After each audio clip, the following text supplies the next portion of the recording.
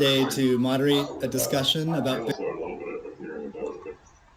welcome. Bitcoin, and the Bitcoin that I own is worth much more than the Ethereum adoption. So, welcome everybody to the B Word. I'm Steve Lee, the lead of Square Crypto, and I'm here today to moderate a discussion about Bitcoin that will span from what makes it special to its relationship with energy, the community ethos, and the future of Bitcoin. I'm joined by three special guests. The first is Kathy Wood, founder, CEO, and CIO of ARK Invest. Next is Elon Musk, techno king of Tesla and chief engineer of SpaceX. And finally, Jack Dorsey, CEO of Square and CEO of Twitter. So we have a lot to talk about today. So let's get to the talk and get right to it. I'm going to start off by asking each of you a question, which is what's shaped and influenced your views on Bitcoin? And let's start with Kathy. Okay, Steve, thank you. Well, the first thing was our focus on disruptive innovation. So starting in 2011, Brett Winton, our director of research, who I know will be on the program later, he started talking about this thing called Bitcoin at the time. And it was a curiosity as we were doing our brainstorms in research. But as we learned more about this open source ecosystem that might fulfill the role of the payment system that the internet neglected to build into the system, not expecting commerce, we thought, this might be something.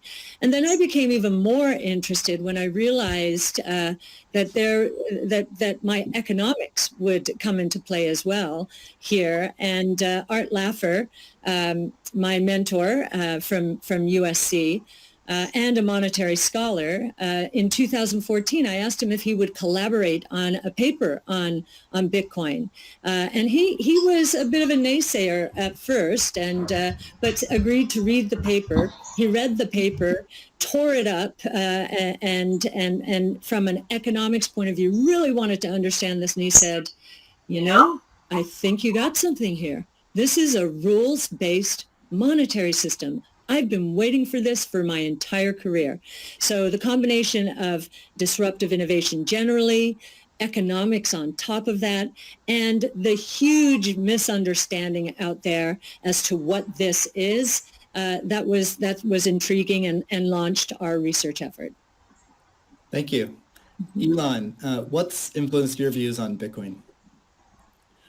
Well, I've thought about money for quite a while, obviously, since the PayPal days. And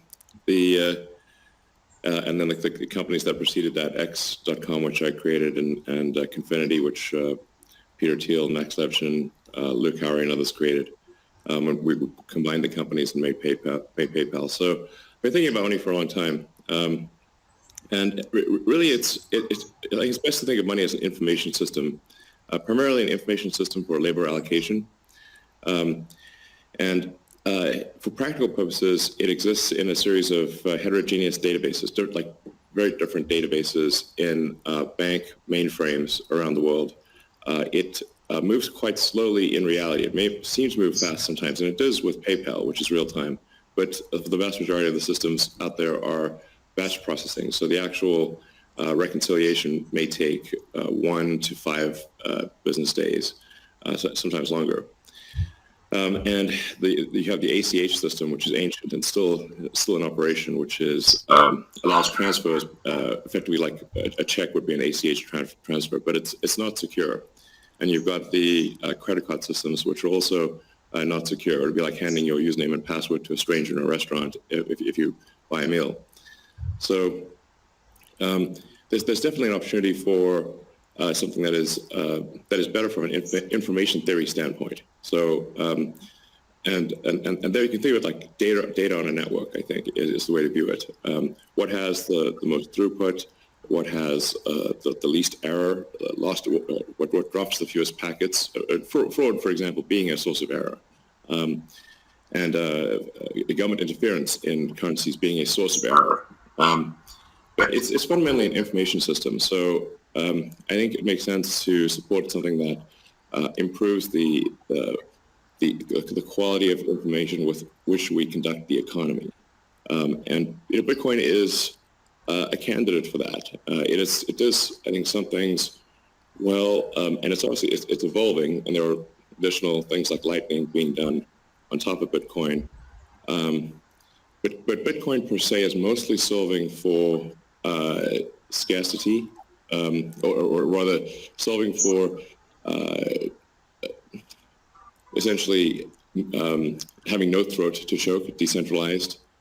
So there's no one who can be coerced in any way to empty their Bitcoin account. Well, I guess they could technically on an individual basis, but the system as a whole cannot. And it has an open ledger, which is also quite good. But transaction volume is low. Transaction cost is high, and usability for the average person is not yet very good. But it has a lot of potential. And I should say that, like, I'm not, and I apologize for taking a long time, but there certainly is a lot to say. In general, I'm a supporter of Bitcoin and the idea of cryptocurrency in general. But as I've said publicly, we do need to watch out for crypto taking, especially Bitcoin, using proof of work to maybe use energy that's maybe a bit too much and not necessarily good for the environment. So, but on balance, I support Bitcoin, and I'm not an investor. The only publicly traded stock I own is Tesla, and the only significant thing I own outside of Tesla is my SpaceX stock that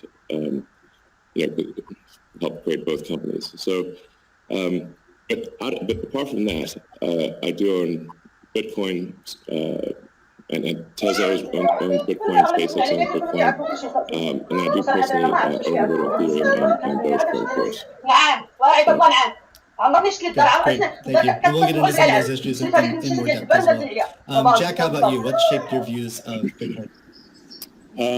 The network and the community. It's deeply principled. It's weird as hell. It's always evolving, and it just reminded me of the internet when I was a kid. And I encountered alt cypherpunks when I was fairly young, and this was a topic of discussion for years. I didn't touch it until 2008 when we started Square. Elon and teams at X and PayPal inspired a lot of what we were trying to do, trying to bring in more to a physical world, but we encountered this crazy predatory system that was slow, that was obtuse, and I think one of the things that we tried to do, which X and PayPal also tried to do, is build an abstraction layer around this complication and around this predatory nature that the financial industry can tend to be, and make it work for people. But when I saw Bitcoin in 2009, you see a chance to replace the whole foundation. And everything that Elon was talking about in terms of ACH and the credit card networks, they're built with very different agendas and a very different time frame, and it's crazy that they still exist, and they have scaled, but they just are not relevant to today, and they're certainly not relevant to the future, especially when you consider the entire world and countries like Nigeria or Ghana or India, and its interconnection with countries like the United States and Canada and all over Europe. So what really drove my thinking and drives my passion around it is, like, if the internet gets a chance to get a native currency, what will that be? And to me, it's Bitcoin because of those principles, because of that creation story, because of its resilience, because of the number of tests it's been. But what inspires me the most is just the community driving it. It just reminds me of the early internet. It's the only reason that I have a career, because I learned so much from people like who are building Bitcoin today. And I continue to learn in that sense, and I'm so grateful for it. That's a good والله إلا شحال هادي ما هضرتش معاك، The next كنت question كنهضر I'd معاه like في to ask you, انستغرام Jack, واحد is المدة. you said before the شحال هادي Bitcoin تقريبا من changes شهر يمكن everything. 7 ولا Can 8 you ما speak بقيتش more to هضرت that? ولا 7 يمكن ما هضرتش Yeah, معاه. I just هو سارح I مع just think راسو that دار واحد البروجي ديالو ديال الدجاج. a lot of what we زعما experience داكشي in انا life, غادي مزيان when you really get كاع down ديك to الخلاعه داكشي اللي the ضحكنا عليه foundation, a lot of our monetary ويلي مشى policies, a lot داكشي of our monetary systems سلم cause so عليك much distraction and so much cost. And when you get to a system where you have the potential for people to truly own it, they can verify it themselves. You don't have to have trust going in. You don't have to trust it at all. You can verify it through source code or whatever your appetite is. And that any particular person can help drive the future of it. And at the same time, it's not controlled by any state. It's not controlled by any bank. It's not controlled by any corporation. And these three parties of people who participate in the network, people who mine, and also the developers constantly debating the correct roadmap and the way forward is a beautiful thing. And I don't know of many other consensus-based models that have existed at that scale for this long with this amount of success. And we're still fairly early. So when, I met a woman in Ethiopia 2 years ago, and she was trying to create the lift for Ethiopia. Elon, I think I reached out to you at that time as well because she really wanted some Teslas. She still has to take paper fiat cash from her passengers and pay all of her drivers in the same way because there's no monetary system that she can utilize. There's nothing digital. And Africa as a continent is hugely interconnected from a monetary standpoint, but also hugely taxed in that same way. So a lot of the potential that I see, the internet having a native currency helps her build her business in a much faster way. And also, if you consider something like Bitcoin existing before YouTube, before Twitter, before Facebook, a lot of the business models that we have today would not be the same. We would certainly not have the dependency we have upon the advertising business model if Bitcoin existed pre-Twitter. And I think the amount of business models that it enables, the amount of innovation it enables going forward, especially when you can consider the whole internet instead of going country by country by country by country, which you have to whenever you're dealing with finance, it really just opens the aperture. And that is what I want to see in my lifetime is a currency that is standard and sound for the internet that everyone can use. Great. A hallmark of Bitcoin is its fixed supply of 21 million coins. Elon referenced that earlier. It may be the first system that humans have created that humans cannot later change. Kathy, I'm curious, with your background in monetary history and macroeconomics, what are your thoughts on that type of system? Oh, well, I'll recount the story about Art Laffer and our going through the paper. And he said, as I said, first rules-based monetary system, global, ever. This is a very big idea. Once we had convinced him of the ecosystem itself. Now, this is the role that it's playing, given that the rule is a quantity rule, that 21 million units, is really a store of value role. So there are three roles of money. Store of value, very important. The means of exchange, so for transactions, and the unit of account. Every good priced in terms of whatever the unit is. So store of value is its primary use right now. The others exist. Unit of account, reserve currency of the crypto asset ecosystem. That's being seeded a little bit towards stable coins right now. But the store of value is a very big role. And means of exchange with apps built on top of the Bitcoin blockchain, we think is going to become more of a reality. Right now, high value transactions take place over Bitcoin, and that is a very useful role. So we look at those, and I remember saying to Art, how big could this be? And he said, well, how big is the U.S. monetary base? Well, today it's $8 trillion. $8 trillion. At the time we were talking, it was $4 trillion. So we've gone through another crisis since then. And so this store of value, this idea that purchasing power will go up over time if demand rises relative to supply ultimately fixed at 21 million units. That's a very good thing. Purchasing power going up globally around the world. And this idea that it's a hedge against confiscation of wealth. And that can take place in a myriad of ways.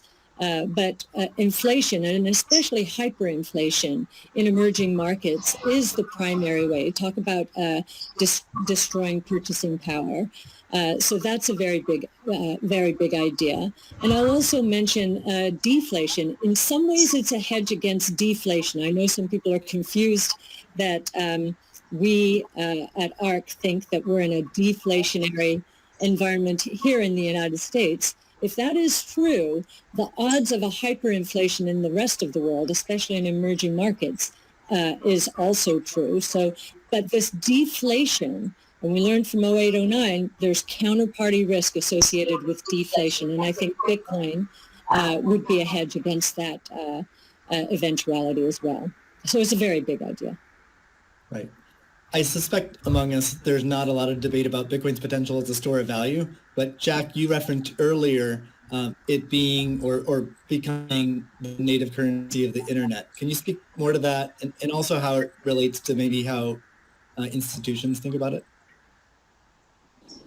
Yeah, I mean, like just simple example. If I happen to be in Ghana and my family is in Nigeria, currently I can take anywhere from and I need to send money back, anywhere from 10 to 30% off the top just to send that money back. Whereas if you just focus on the worldwide remittance problem, Bitcoin solves so many of those problems today instantly without having to go through any intermediaries or any slowness or complicated systems that a corporation or a state created. So I think having sound money that is separate from the state is the idea.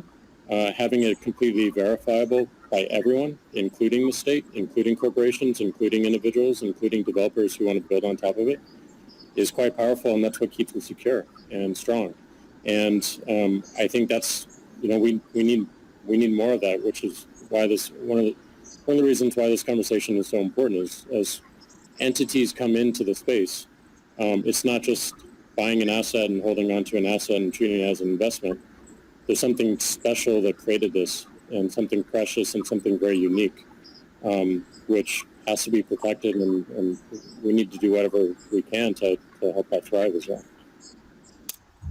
Elon, I'm curious your opinion on this. You mentioned earlier about Bitcoin's throughput, or the importance of throughput, maybe some concerns around Bitcoin. Can you speak? Do you think Bitcoin can become peer-to-peer cash?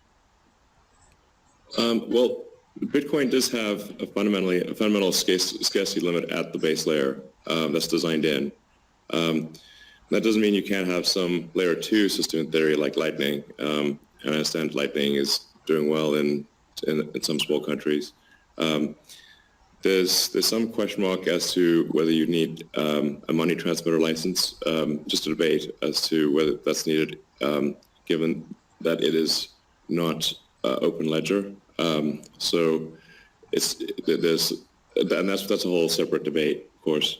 But Bitcoin by itself simply cannot scale to be the monetary system for the world at base layer. But with a second layer, this is possible depending upon how that second layer is implemented.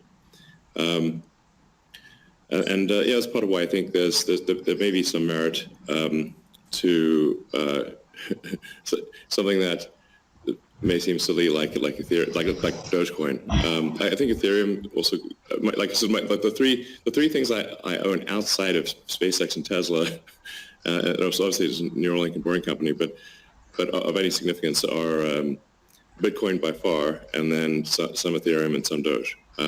So if the price of Bitcoin goes down, I lose money. I'm not sort of I might pump, but I don't dump.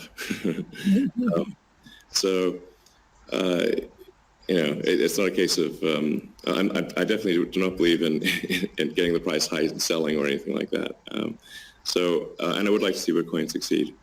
I think there's some merit to, this is not a slam on Bitcoin, there's some merit to considering something that has higher max transaction rate and a lower transaction cost, and kind of seeing how far you could take a single layer network where the exchanges act as a de facto second layer. I think you can probably take that further than people realize, and as bandwidth increases over time, latency decreases. SpaceX's Starlink is actually playing a role in this, and I think long-term people will probably have, access to worldwide access to gigabit-level connectivity at low latency, and so at low cost. And so then, your base layer could do a lot of transactions if you take that into account. Yeah, but like I said, Bitcoin with a layer 2 system, so they could scale to do a vast number of transactions. Same goes for Ethereum. Question about the scaling at the layer 1. The concern from the past 5 years of debate in the Bitcoin community is that would sacrifice too much decentralization and hurt the censorship-resistant properties of Bitcoin. I'm curious if what are your thoughts on that? Are you sensitive to that? And are you concerned about losing some of the special properties of Bitcoin or another cryptocurrency by scaling at layer 1? Yeah, I mean, these things are helpful to use the physics tools of thinking and say, scale up, scale down, and see if it still makes sense. So if scaling up the transaction block doesn't make sense, why don't you scale it down? And have it be, so that somebody, with a laptop from 2008 can still run a Bitcoin node. Why not slow down? Oh, you want to slow down? Well, maybe you're at the wrong number then. There's actually people, there's members in the community that do want to slow it down.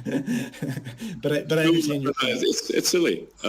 The reality is the average person is not going to run a Bitcoin node. So this is and Bitcoin, it was a lot of clever ideas, but these parameters were set, I don't know, in 2008 or something, maybe 2009. And there's been some improvements since then, but not a lot. So, it's sort of like there was still in 2008 there was still a non-trivial number of people on modems. So, now it is quite common to get 100 megabit connection just for a house. Some houses have gigabit connections. So, and that trend is obviously in the direction of higher bandwidth and lower latency. And if somebody else doesn't do it, Starlink certainly will. So I have high confidence that you will be able to maintain a decentralized finance system while still having a much bigger blockchain, aka ASCII text ledger, a hash ledger. You can make the hash ledger bigger without suffering from decentralization as the average connectivity improves, obviously. One idea would be to put a Bitcoin full node in Starlink terminals. That way more people would be running. Actually, I have run this by the team at one point. I had this idea, which is kind of off the wall, but let's say you need a little space heater, and normally your space heater would just be pure entropy. But what if that space heater was also a Bitcoin, Ethereum, Doge mining node? Pick your currency. And so then you'd be heated up, and you would also mine your crypto and have connectivity in one. I love that idea. Yeah, I mean, better than running a space heater. Absolutely. Are there any other so you're drawn to Dogecoin a little bit. Are there any other gaps in Bitcoin that you see that cause you to be drawn towards Dogecoin? Oh, I think, I mean, I think there's Doge has, the Doge community, I think, is somewhat irreverent, obviously, and has great memes and loves dogs, and I love dogs and memes, and it doesn't take itself too seriously, and I think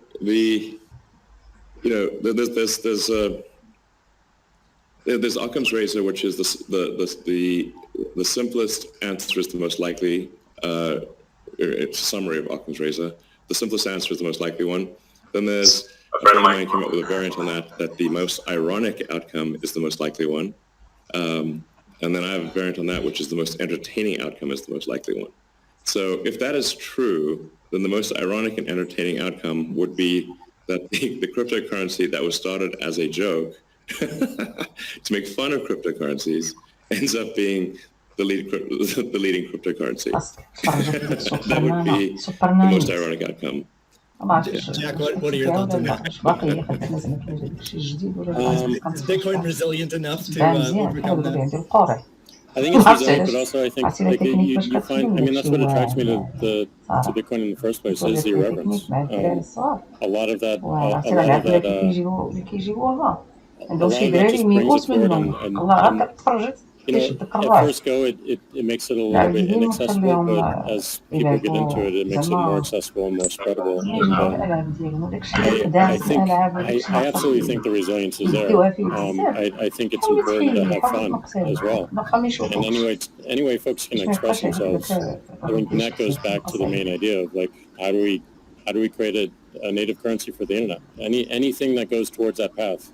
Like that's whatever wackiness or fun we can have along the way, that's going to make it a lot more enjoyable, and it's going to make a lot more people want to use it. I'd also point out there's nothing stopping someone from creating a Bitcoin wallet that's like fun and has memes, has dogs. That's possible as well. Great. Let's move on to the next topic, which is Bitcoin and energy. It's a really hot topic that lots of people are talking about. Let's start with Elon. You've been vocal on this. You've said that. You said many things about it. You've also said that Tesla will resume payments in Bitcoin payments if the renewable energy is approximately 50% and sort of looks like it's on a positive future trend. What do you think the state of things are with respect to that? Yeah, so I do think that there appears to be a positive trend in the energy usage of Bitcoin. Actually, part of this is due to the drop in Bitcoin price. What I observed, or what I thought I was seeing, there may be some disagreements on this, but from when Tesla announced that it had acquired Bitcoin and was doing Bitcoin transactions, there was a massive run-up in the Bitcoin price, and also a massive increase in the amount of energy used to mine Bitcoin. And I think I understand renewable energy quite a bit. I mean, Tesla does solar and interacts with a lot of wind generation through our mega pack because basically need to store energy from wind and from solar. So we're pretty plugged into the renewable energy industry. And there's just no way that you could basically double or triple the amount of energy in such a short period of time with renewables. But you could shovel coal that fast. And so I was like, look, this is too sketchy. Tesla's mission is accelerating the advent of sustainable energy. We can't be the company that does that and also not do appropriate diligence on the energy usage of Bitcoin. So all I did was I said, look, we're going to suspend Bitcoin transactions for now. We're not selling any Bitcoin, nor am I selling anything personally, nor is SpaceX selling any Bitcoin. Again, I want to emphasize SpaceX, Tesla, and I own Bitcoin. I also own a little bit of Ethereum and Doge, but the companies just own Bitcoin, and the Bitcoin that I own is worth much more than the Ethereum or Doge. So clearly, if I'm if these actions negatively affect me financially, if I was purely financially motivated, then I would not express this reticence about Bitcoin energy usage. Now, it looks like Bitcoin is shifting a lot more towards renewables, and a bunch of the heavy-duty coal plants that were being used, unequivocally being used, this is not a question mark, have been shut down, especially in China. So I think it's probably, I want to do a little bit more diligence to confirm we could confirm that the percentage of renewable energy usage is most likely sort of at or above 50%, and that there is a trend towards increasing that number. And if so, then Tesla will resume Bitcoin, accepting Bitcoin. So I think we want to just do a little bit more diligence, and I think, but most likely the answer is that Tesla would resume accepting Bitcoin, most likely. Steve, I would agree with that. Kathy? Yeah, may I ask a question? Elon, I'm not quite sure if you saw the paper that Square and ARC did together on making Bitcoin mining a part of a utility, a broad-based utility ecosystem whereby, the overage from sunshine or wind powers the Bitcoin mining machine, thereby enabling the proliferation of renewables to a much faster extent or at a faster rate than otherwise would be the case. What do you think of that? Well, the problem is that in order to operate so-called mining or hashing rigs, in order to operate a bunch of hashing rigs, effectively, you have to run them 24/7, which means you need base load. You can do that with solar and wind plus battery, but if you only did it based on solar or wind overage, your hashing rig utilization would be much less. So you'd be at a disadvantage. Sure. Hydro or geothermal are great as renewable means, and also pro-nuclear. I think modern nuclear power plants are safe, contrary to what people may think. I really think it's possible to make very, very extremely safe nuclear. I'm talking about fission. You don't need fusion. And then, of course, fusion, you just got that big fusion reactor in the sky called the sun. Comes up every day. But I think a combination of solar and wind plus stationary storage will get you that base load so you can run hashing 24/7. Jack, I'm curious, you've stated that Bitcoin incentivizes renewable energy. That's what we're talking about now. Do you have any additional thoughts on that? Yeah, I mean, everything that Elon said and Kathy mentioned, but it's also incentivizing a lot of innovation in just energy space and just like looking at unused energy. There's a company called Great American Mining that caps the methane flares on oil fields to power their rigs, and you just imagine, and you mentioned nuclear, Elon, as well, and just imagine all the unused energy that is just being wasted every single day. And being able to get that energy and converting it into a secure, sound money system for the planet feels like a worthy trade-off. And that's the sort of incentive that I think is most powerful, is like, how do we reuse what is being currently just dumped on the ground and wasted and not considered, and how do we do that at scale? And I think that's a bigger conversation that I think is missing. But I agree with everything that Elon has said, and also the paper we put forth. I'm curious if any of you have thoughts on how what the industry can do to accelerate the transition to renewable energy. And like Elon specifically, could Tesla Energy or Starlink play a role? Well, I think Tesla can play a role. Tesla's literal reason for existence. The reason I've put so much of my life energy into Tesla, which is a lot. In fact, I would say that I've had some pretty tough life experiences, and Tesla is responsible for probably 2/3 of all personal and professional pain combined, just to give you a sense of perspective there. So this is a hella hard situation.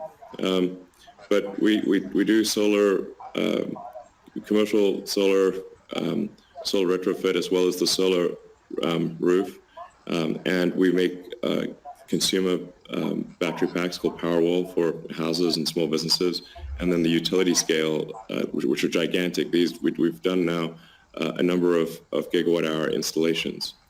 That's a lot. That's a lot. And a lot of them actually have been for load leveling the grid. Mostly they are, and combined with the first really big one we did, which is 100 megawatt installation in Australia. That's actually helped stabilize a huge portion of the South Australian grid because it's able to react so fast. In fact, the first, because they've got a billing system in Australia that I think works at the sort of millisecond level, and we were operating at the microsecond level. So the system was operating so fast that the measuring system couldn't see it. But so Tesla's certainly doing a lot to enable renewables, especially wind and solar. And in fact, the limiting factor for us right now is cell production. So we need to both internally get the Tesla internal battery cells produced, as well as increased supply from suppliers.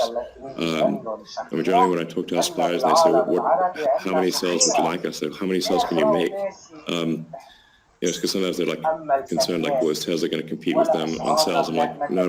If you want to make the cells, be our guest. It's just that we need a crazy number of batteries, and they need to be done. It obviously needs to be mined and produced and manufactured in an ethical and environmentally sound way. So. Tesla, we really do aspire to be the good guys, to be a company that people can believe in. That doesn't mean we don't make mistakes, but that's what we're trying. So, but I think generally hydro, especially existing hydro, is good for mining. Geothermal, there's lots of places in the world that have geothermal energy. Like I said, nuclear is also good.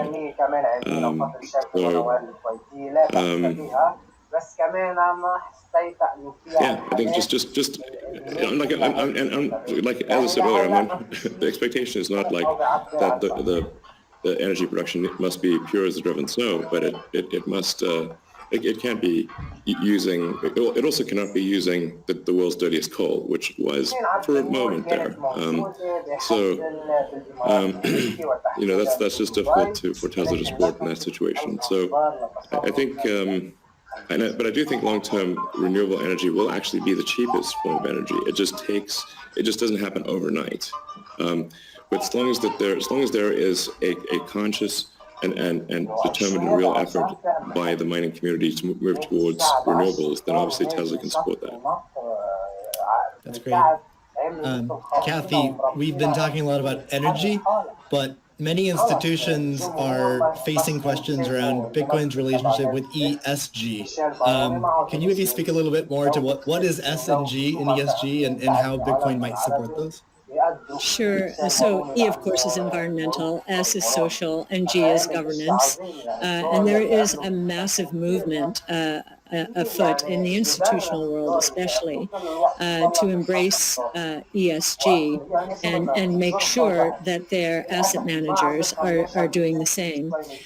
So if we've just talked about environmental, and I really do believe that Bitcoin will be much more environmentally friendly, certainly than traditional gold mining or the traditional financial services sector. In many ways, it already is. And it's just going to get better that way. In terms of social, I know that many institutions, when they are thinking of social, they think of diversity and equity, pay equity, and all of that. But from our point of view, the disruptive innovation point of view, social is much more than that. It is saving lives, of course, autonomous technology, that would be another topic for Elon. But in this case, allowing access to payment technology, as Jack is saying, everywhere around the world without friction. And just back to the remittance example, I think if I've got these stats correctly, there are certain countries in the world that are incredibly dependent on remittances for, GDP. Tonga, 37%, El Salvador, which just deemed Bitcoin legal currencies, 24%, Nepal, 24%. And I think the remittance industry globally, roughly 700 billion. Saving people these egregious fees, think about it, you're paying anywhere from 8% to, as Jack said, 30% of your $100 that you're sending back to your family. That is social responsibility, I would submit, as is just the economic empowerment that Bitcoin will enable. We've talked about that already. And I know that Alex Gladstein is going to be talking later about, the 4.3 billion people in the world who are hostage to authoritarian regimes, or the 1.3 billion who are living in double-digit and triple-digit inflation, if not more. Saving them from the destruction of their purchasing power certainly is a noble social goal. So we expand social to be much more than the traditional ESG community. And then on governance, you've got the transparency of the ecosystem. It's completely transparent, unlike the opaqueness of financial systems and the toll takers in the traditional financial world. And I think a huge part of governance in the Bitcoin ecosystem are the Bitcoin core developers. Now, before I met them, and I've had the pleasure and the honor of meeting many of them, that was a part of this ecosystem I didn't understand. But actually getting to sit down and talk to them, if I have a learning curve need, it certainly is on the technology side. But in terms of talking to them about economics, economic theory, failed monetary regimes historically, they know economic history, many of them, better than anyone I've ever met. So that gives me a great degree of confidence that, they do believe they are on a noble mission. They could be paid a lot more than they're being paid right now if they worked at Google or Facebook or some of these other areas, but they've chosen, this sense of purpose for a noble goal. And they have incredibly strong technology backgrounds, as well as a good understanding of economic history, especially monetary history. And it gives me a great deal of comfort as I think about the governance of the ecosystem. Much more so than I think we would find in other financial ecosystems. And just to give you an example of that, I think 2 years, we were talking about, there's a big debate about reorganizations, I know, in the Ethereum network right now. Well, we saw the core Bitcoin developers and others at work back in 2019 when Binance tried to reorganize in order to reclaim 7,000 Bitcoin that were hacked. And they just wouldn't allow it. So we've already had some very good tests of the Bitcoin ecosystem, including developers. So that would be my answer. Thank you. And it's a great transition to the next topic area, which is Bitcoin ethos. And what is Bitcoin ethos? I mean, Bitcoin was born as open source and it's very transparent.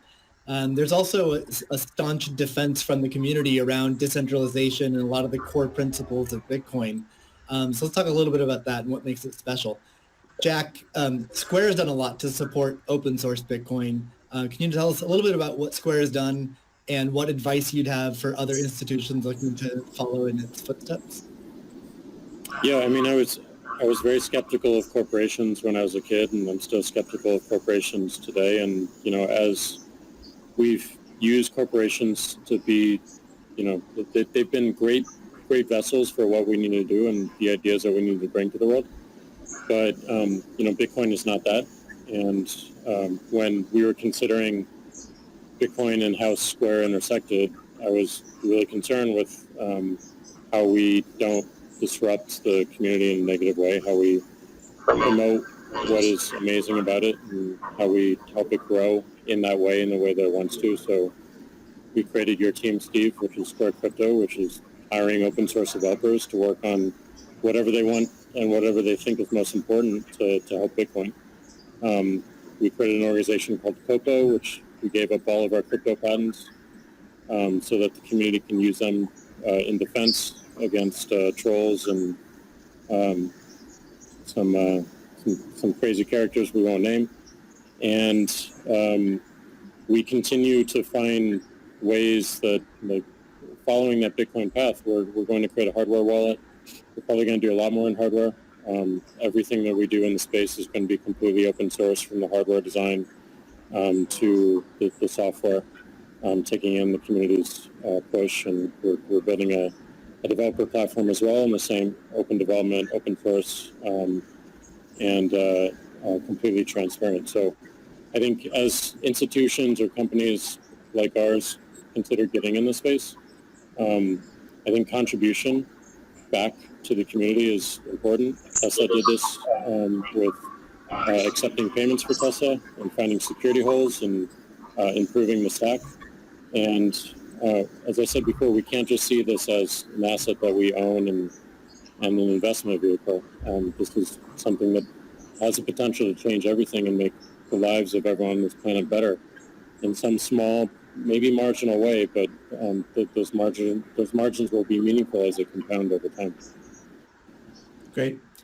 Elon, you've tweeted before that any wallet that doesn't give the user their private key should be avoided at all costs. Can you tell us more about why is that important, and you know, how does it what's its relationship with decentralization? Well, it's difficult to say that if you own crypto in an exchange and the exchange does not give you your private keys, it's not clear that you own anything. I mean, if there's something that if that exchange breaks or is hacked or you know, or is subject to seizure by the government or something like that, your crypto is gone. So in order to actually have a properly decentralized finance, which I'm a fan of, I think it makes sense, then you have to own your private keys. And you should be the only one who has your private keys. So if you're the only one who has the private keys, then you own it.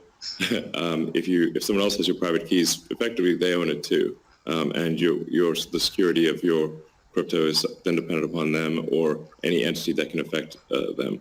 So yeah, I think what Jack's doing sounds like a good idea to have you know, a hardware wallet that's the only thing that contains your private keys. Like that's like in terms of sort of empowering the people, which I very much believe in. Then I think you want to have people have their own wallets and be the only ones that have the private keys to that wallet, so-called wallet, the other side of the crypto. I agree, and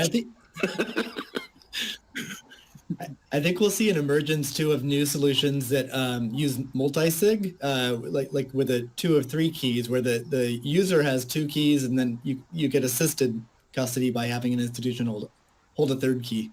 Can be a good solution as well. Yeah. Well, you can just put your private key in something that has dual access or voting access as an application on an existing network. Right.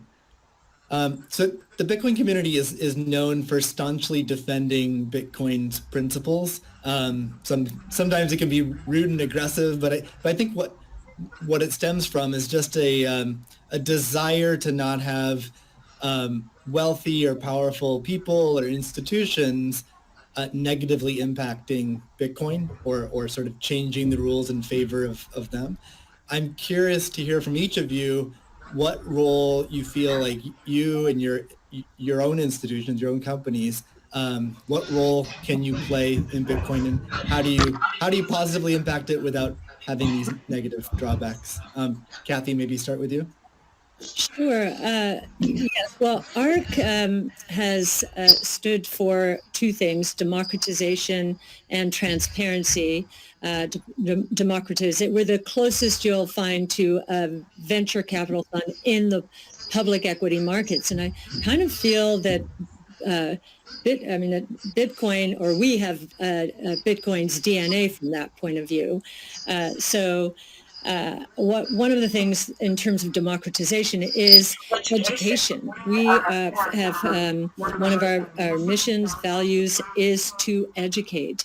And I do believe that that some of Yassine El-Mandra's white papers, Yassine's our lead crypto analyst, who's worked very closely with you, Steve, on this conference, are helping the cause. We've done, and not only for retail investors, we found that we had to do a bit more when it came to institutional investors, just because of the way that they invest and the way they like to receive information. So just like in our investments, we've been, the retail community has been more attracted to us first, and now the institutional community is coming along. So I do think our transparency of research, especially in the social world, social media, pushing our research out for free to anyone, is part of our way of helping the community. And I do think encouraging, and this is something that Jack just said, I would encourage the support of the Bitcoin core developer community. As I said before, it's amazing to me, having gotten to know some of them, how strong their sense of purpose is here. And so we'd like to be helpful in making that happen as well. That's great. Jack, how about you? How do you view your own personal role and the companies you run?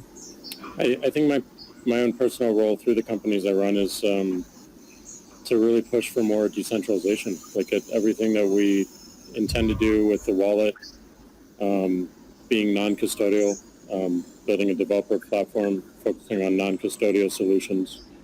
On the Square side is important, being completely open development and open source. But I also think it's important on the Twitter side as well.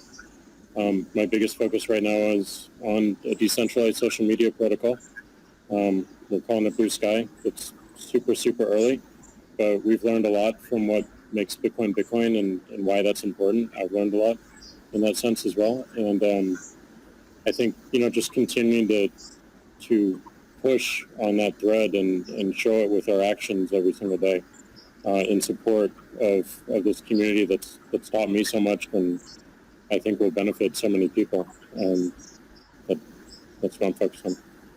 What about letting Twitter advertisers pay in crypto? Yeah, I think enabling anyone. As you know, Elon, if we had Bitcoin or native currency for the internet before Twitter started, it just creates so many different business models that we wouldn't have to be so dependent upon advertising generally. And sure. I do believe that, that we have them, any form of payment that they want to use, we should be able to take. So okay. Absolutely, but I'm more focused on how do we create economic incentives in the network itself without having to rely on advertising. Yeah, it's just that the money has to come off of the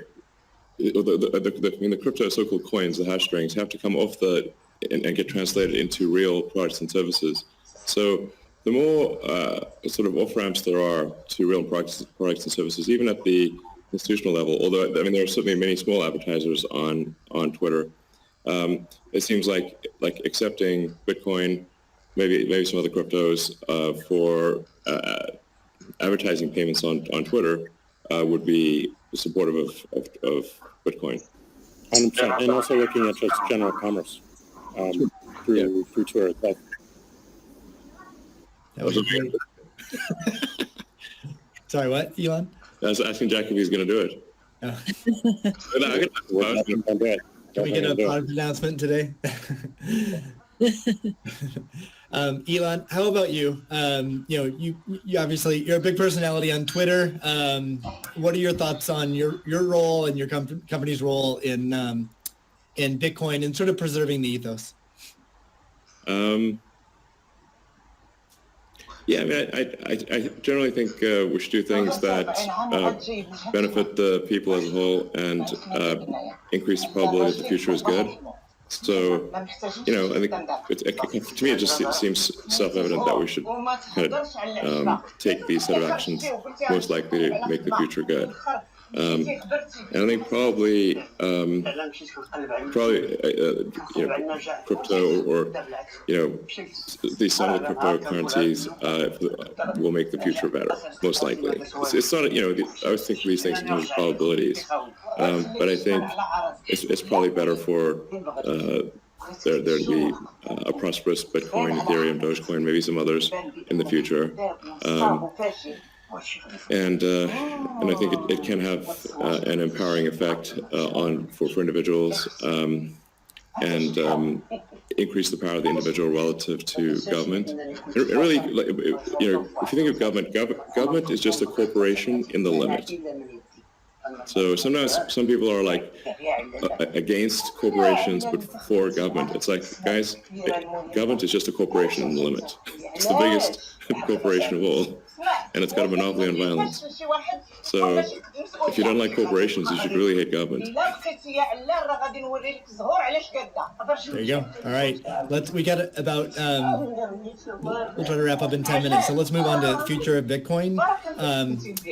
So Tesla and Square both put Bitcoin on the balance sheet. Kathy, I'm curious to hear from you. What advice would you have for other institutions looking to put Bitcoin on their balance sheet? Well, I guess the first piece of advice is, just make sure, and I actually learned this after both Square and Tesla put Bitcoin on their balance sheet. Bitcoin is being treated as an intangible asset. And so we need to get FASB to reconsider this, because with an intangible asset, if the asset goes up in price, it can't be marked up on their books. But if it goes down, it must be marked down.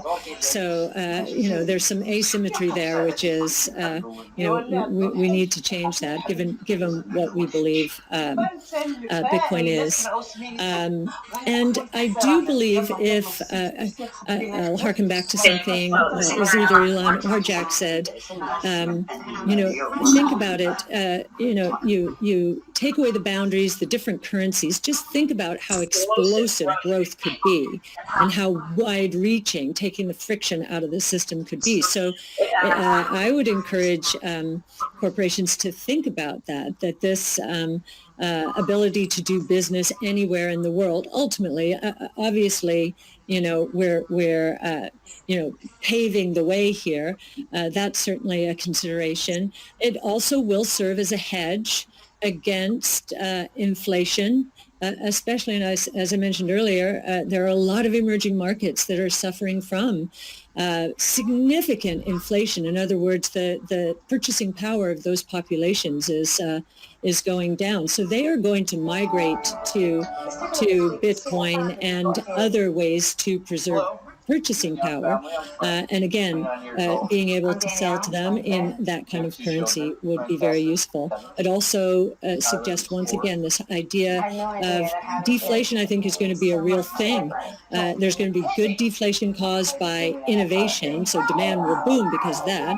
There's going to be bad deflation because so many companies out there have not been investing enough in innovation. Their products are going to go obsolete as, and they're going to be stuck trying to service the debt that they piled on because their shareholders wanted profits and wanted them now, so they leveraged up to buy back their shares and pay dividends. And so I think that's going to be the source of bad deflation and counterparty risk.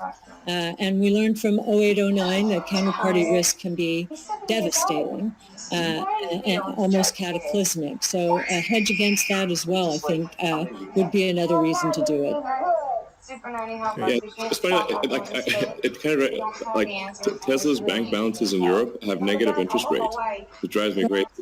Yeah. I mean, technically, if you've got like 2% inflation on 1% interest, you're technically minus 1% return. But nonetheless, it is quite annoying to just see your bank balance drop in real time in Europe. Europe has negative interest rates. This is insane. Paying the banks, like, paying the banks to hold the bank to keep your money. I'm like, what?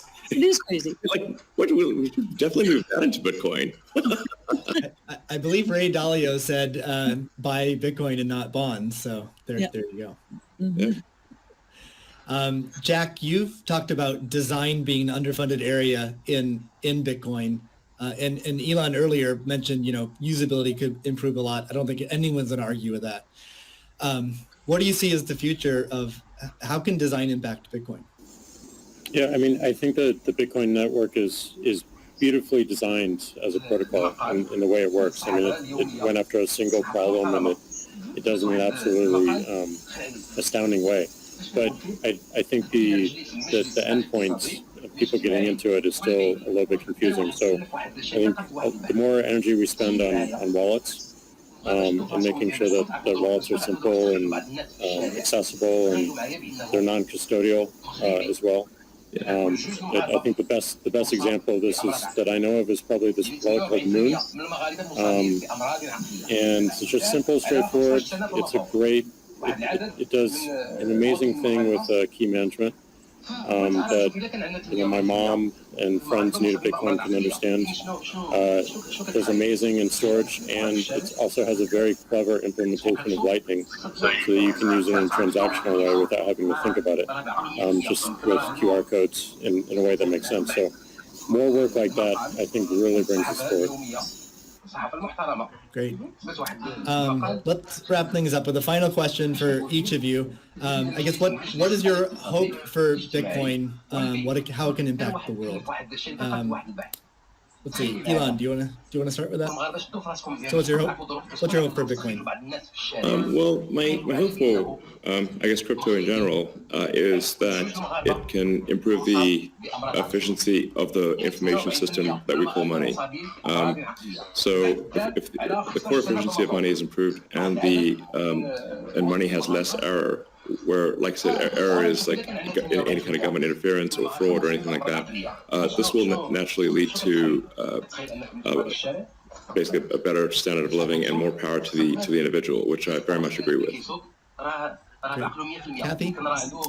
Yeah, and I would segue from what Elon just said is, money has powerful network effect qualities. And so, we talked about ESG earlier. I think that, of course, that aspiration, having, this money be the best from an ESG point of view, that's really talking about solving some of the world's problems right now, which we definitely want to do. But I also am very excited about this idea of network effect and the convergence of blockchain technology and artificial intelligence from a technology point of view. I think, think about the internet in the earliest days. We couldn't imagine what was going to happen, but the impetus to growth was pretty incredible. So I am looking at, this rules-based monetary policy, making for better lives around the world, as we've just said. But I'm also looking at the technology itself and the convergence between blockchain technology and artificial intelligence, to change the world in ways that we cannot imagine right now, solving even more problems, but creating more opportunities as well, which is the history of technology and disruptive innovation. Jack, what's your hope for Bitcoin? My hope is that it creates world peace or helps create world peace. I mean, Elon said it earlier, we have all these monopolies of violence and the individual doesn't have power. And the amount of cost and distraction that comes from our monetary system today is real. And it takes away attention from the bigger problems, some of the bigger problems that Elon is trying to solve, like get us to a multi-planetary humanity. All these distractions that we have to deal with on a daily basis take away from those bigger goals that affect every single person on this planet, increasingly so. So it may sound a little bit ridiculous, but like you fix that foundational level and everything above it improves in such a dramatic way. So it's going to be long term, but my hope is definitely peace. That's fantastic. Well, I'd like to thank all three of you for giving us your time today. It's been a fantastic conversation. Thank you to the audience for tuning in. The B word is not just this discussion, but we have a lineup of incredible speakers and content. So I encourage everyone to check it out. Thank you very much. All right, thanks. Thank you all. Thank you.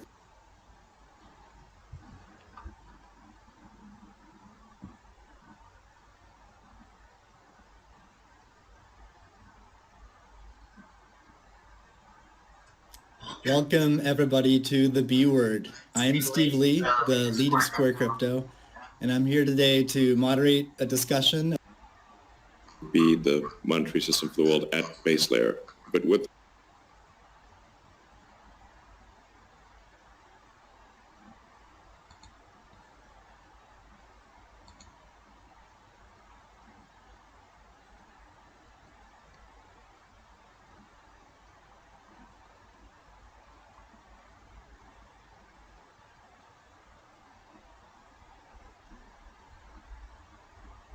And everything